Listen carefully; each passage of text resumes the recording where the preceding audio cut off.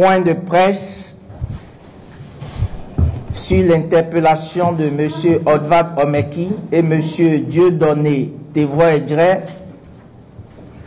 au domicile de M. Odvad Omeki dans la nuit du 23 au 24 septembre 2024 aux environs de 2 heures du matin. Alors, dans la nuit du 23 au 24 septembre 2024, aux environs de 2 heures du matin, les éléments de la brigade criminelle d'Agbangandan ont fait irruption au domicile de M. Odvad Omeki, qui s'y trouvait avec M. Dieudonné Tevoa-Edjere. Il s'y a de préciser que les deux personnalités sont connues, amies de longue date. Alors, une fois dans la concession, les policiers sous les ordres du commandant de la dite brigade, présents sur les lieux également, se sont directement dirigés vers l'un des véhicules de M. Omeki en stationnement dans son garage. Ils ont procédé à la perquisition du dit véhicule et y ont découvert des numéraires qu'ils ont saisis. La police n'a plus effectué quelques autres fouilles après la découverte des numéraires avant de conduire manu militari M. Omeki et M. Tevoa-Edjere dans les locaux de la brigade criminelle d'Agbangandan. Cette saisie, cette interpellation et les actes qui s'en sont suivis constituent, et c'est la raison de notre point de presse, une énième violation de la constitution de notre pays et des lois républicaines dont notre État s'est librement doté. Sur le caractère anticonstitutionnel et illégal des perquisitions et de la saisie des numéraires intervenus, nous voudrons vous indiquer que dans la droite ligne des dispositions de l'article 20 de la Constitution béninoise, le Code de procédure pénale, en son article 53, interdit toute visite domiciliaire, perquisition et saisie au-delà de 21 heures et avant 6 heures, précisément pour des faits d'atteinte à la sûreté de l'État tels que reprochés à M. Omeki. Alors, l'interpellation de M. Omeki et de M. Tevoa-Edjere dans la nuit du 23 au 24 tel que indiqué ci-dessus est également manifestement illégale. Et pour cause, la loi prescrit de façon catégorique que même en cas de flagrance, si le juge d'instruction n'est pas encore saisi, le procureur de la République décerne mandat contre toute personne à l'égard de qui il existe des présomptions graves et concordantes d'avoir participé à la commission d'une infraction. Or, M. Omeki et M. Tevoa-Edjere n'ont jamais auparavant fait l'objet d'une convocation de la police à laquelle ils n'ont pas déféré, pas plus qu'ils ne sont actuellement visés par un mandat d'amener ou d'arrêt. Par la suite, poursuivant l'illégalité contre M. Odvad Omeki et M. Dieudonné Tevoa-Edjere, nous les avocats, l'ayant assisté pendant son interrogatoire, pendant l'interrogatoire de M.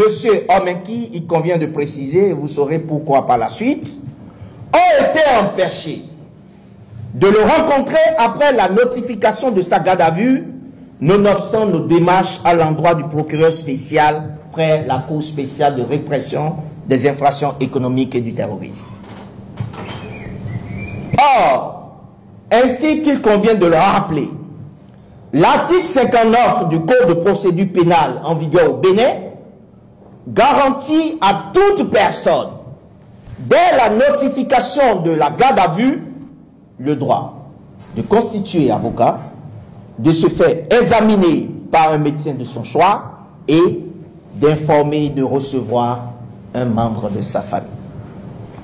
Il importe de rappeler à cet égard que dans le contexte devenu très préoccupant de l'état de droit au Bénin, au moyen d'un communiqué en date du 20 août 2024, rendu public dans le cadre de l'enlèvement de M. Steve Amoussou, le bâtonnier de l'Ordre des avocats du Bénin a indiqué ce qui suit.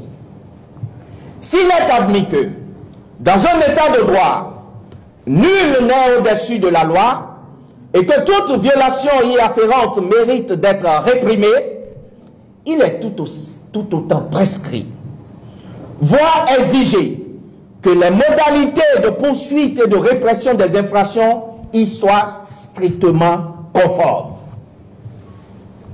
Aussi, lorsque des indices graves et concordants conduisent l'autorité habilitée, en l'occurrence le procureur de la République, à décider de la mise en mouvement de l'action publique contre un citoyen, les principes généraux régissant la procédure pénale sont très précis en la matière.